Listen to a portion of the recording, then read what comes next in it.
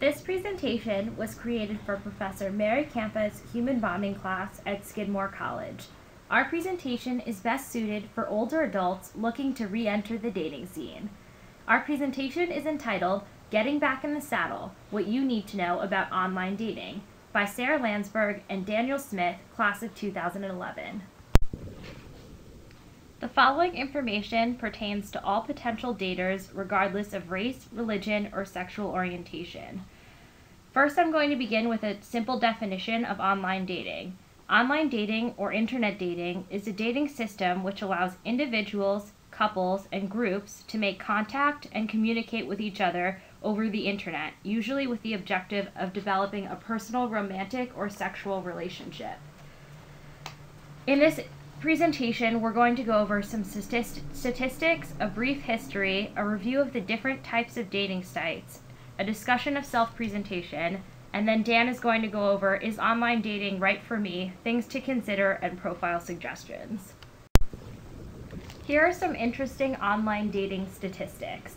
The United States generated $957 million in revenue in 2008 from online dating services alone. Online dating is big business. The industry is expected to earn nearly $1 billion by 2011. Free online dating services are also popular and have experienced a surge in usage. The demographics of online dating sites are also shifting. According to Janet Kidd Stewart of the Chicago Tribune, older adults are the fastest growing demographic in online dating. A study conducted by Chadwick Martin Bailey found that 17% of couples married between 2007 and 2010 met each other via online dating. In addition, more than twice as many marriages occurred between people who met on an online dating site than met in bars, at clubs, and other social events combined. Also, there are over 1,000 dating sites currently available. A history of online dating. Here's a fun fact. Electronic dating existed in the early 1900s. You may be asking, how is this possible? Well, in 1940, Earl and Nancy Justice sent telegraphs back and forth between train stations on lunch breaks, and they've been married for 60 years. Electronic dating is not a new phenomena, but the way in which we date today is much different than the early forms of electronic dating, like telegraphs. The first major online dating website launched in 1995 and was called Match.com. Match.com works by paying a premium for access to mates. Sites like OkCupid.com began entering the market in 2003. OkCupid.com is a free site for users and generates revenue through advertisements. Types of dating sites. General online dating services give you full access to the member database, and you can instantly browse any profile. These are sites like Match.com and Lavalife. Relationship services ask you to fill out an in-depth personality profile, which usually takes 40 to 60 minutes. This service provides you with matches, and you do not have access to the full member database. These are sites like eHarmony.com and Chemistry.com. You should also consider paid versus free sites. For paid sites, you can take advantage of trial periods and try multiple sites. With paid sites like Match.com, Match.com bases its matchmaking on the Myers-Briggs personality test. Sites like eHarmony.com uses the Big Five personality traits to pair people. Match.com also has a more open policy, whereas eHarmony only pairs up straight matches.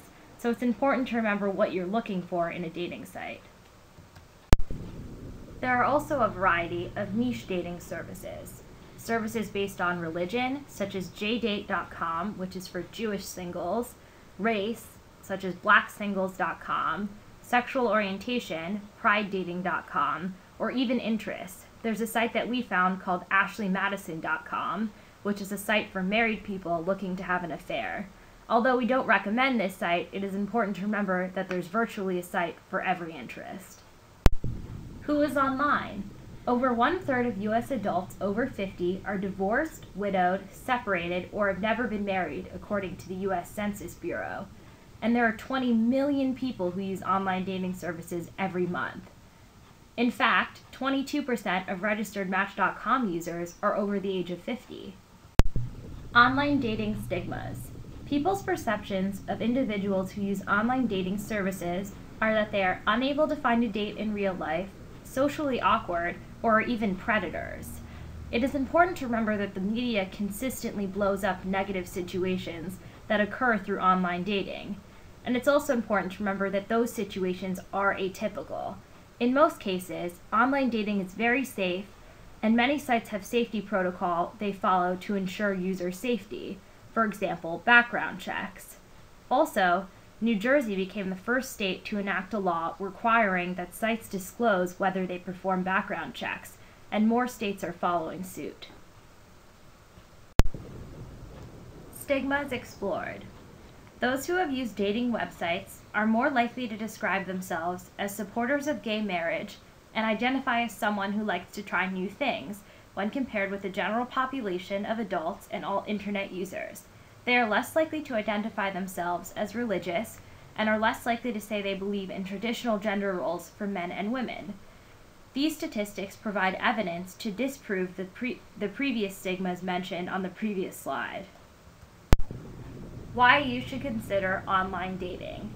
Research shows online dating is very successful. In this study, 229 people were surveyed aged 18 to 65. 94% of those surveyed met with their online partner again after the first date, with an average relationship length of 7 months.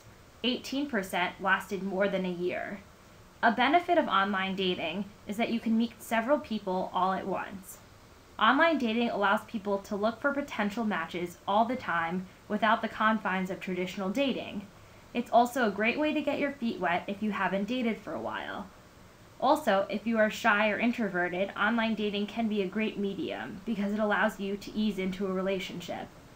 There is very little research about the long-term success of online dating because most of the research is mainly observational or self-report.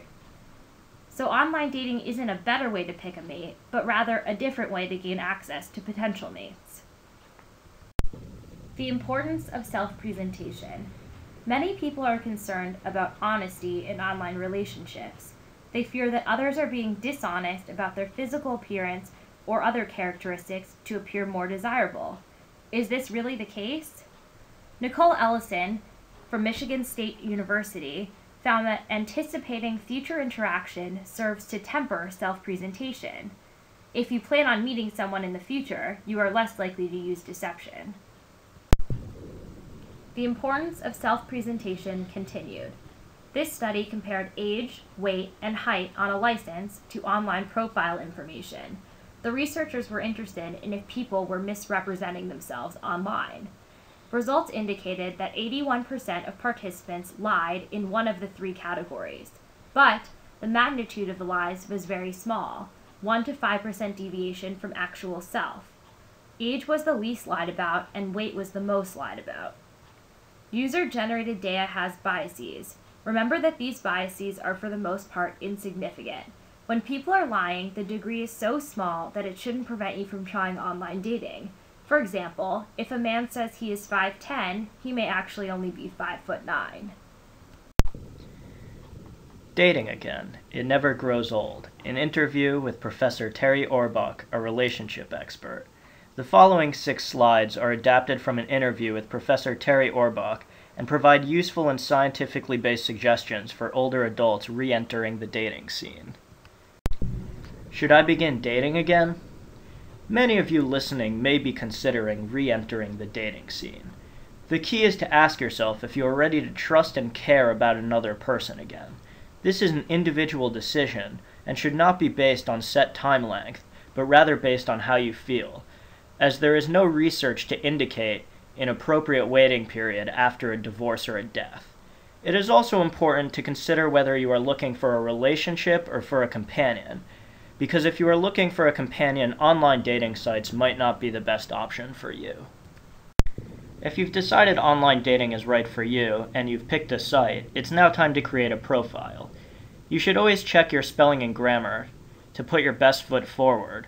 Also, poor spelling and grammar can be an indication that you do not take the online dating process very seriously. You should also pick an appropriate picture.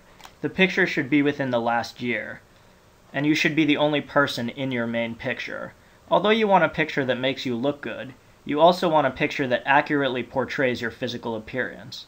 It is normal to be self-conscious about your appearance, but it is important to take a risk because you never know who is waiting for you on the other side of the computer.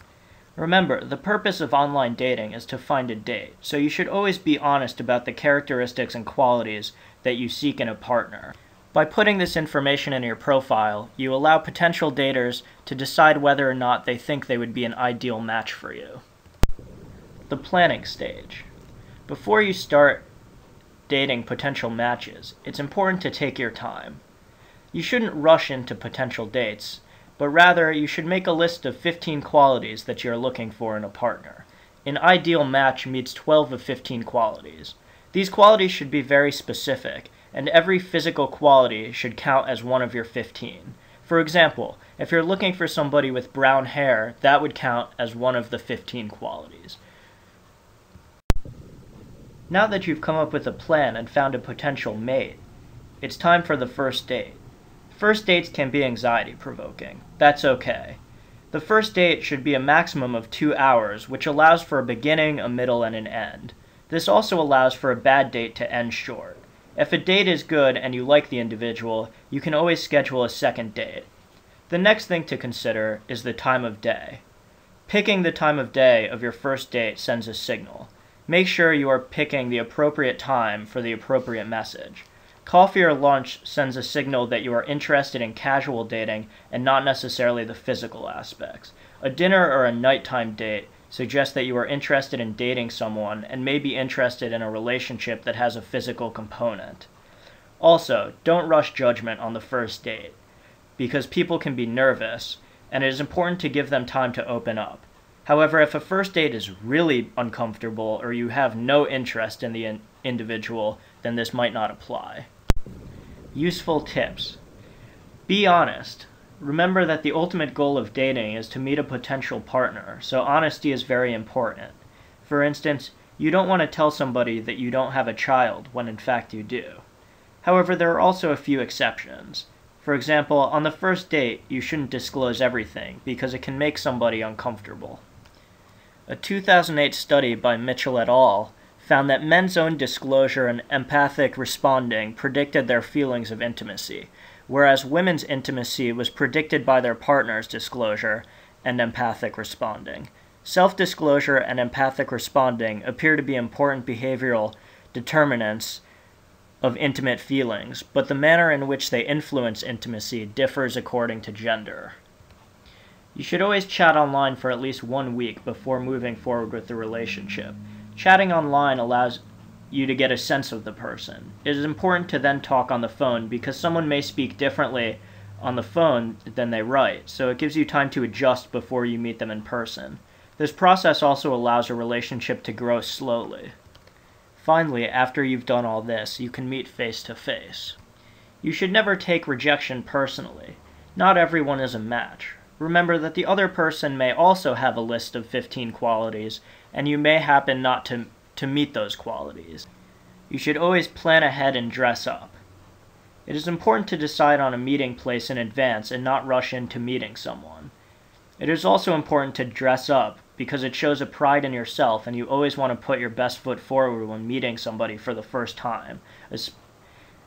This means you shouldn't wear sweats, tracksuits, t-shirts, or loungewear. The best way to get to know someone is to ask questions. But remember, don't be too personal with your questions and don't disclose everything. If you have decided that online dating is right for you, there are a couple tips you can follow to help keep you safe. First off, you should never give somebody your address. It is okay to give your cell phone number to an individual, but you should also refrain from giving your home phone because home phone numbers can be easily tracked and people could access your address that way. The next one may seem obvious, but you should never send money for someone to come see you. Finally, you should meet at a neutral spot with lots of people for at least 3 dates. You should never have your date pick you up or drop you off for these first 3 dates. You should always meet each other at a set location, like a restaurant or a coffee shop. Try to meet at a place that isn't too loud so that you can actually have a discussion with the other person. We hope this has been an educational experience and that if you were thinking about online dating, you have a better understanding of what it entails. If you have any questions, please leave them in the comments section and we'll do our best to get back to you. Thank you. Bye.